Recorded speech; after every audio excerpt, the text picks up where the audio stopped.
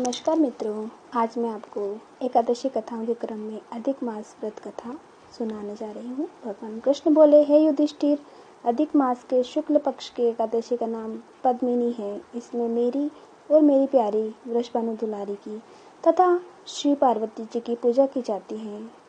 इसकी विधि यह है, दशमी के दिन मिथ्या भाषण, निंदा आदि कुकर्मों का त्याग करें, रात्रि को भूमि पर शयन करें।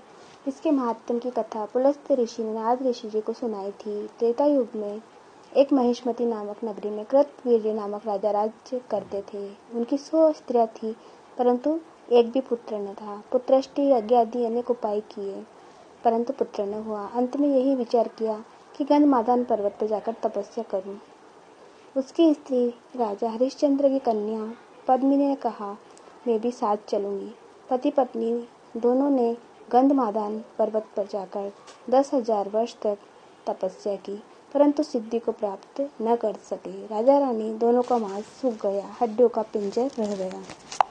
रानी ने विचार किया, अब महापतिव्रता अनुसूया के शरण में जाकर कोई और उपाय पूछे। ऐसा विचार कर अत्रि मुनि की पत्नी अनुसूया के पास आई। दंडवत पूजा कर कहने लगी, मैं राजा हरिश्चंद्र की पुत्री पद्मिनी हूँ। पति के साथ तपस्या करने आई थी, परंतु 10,000 वर्ष व्यतीत हो गए।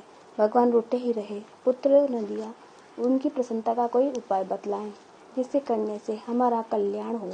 पतिव्रत परायण पति अनुगामिनी रानी पद्मिनी की बात सुनकर अनुसूया ने प्रसन्नता पूर्वक उत्तर दिया, अधिक मलमास जो 32 महीने पर आता है, उसके शुक्ल पक्ष की एकादशी का विधि पूर्वक व्रत करो।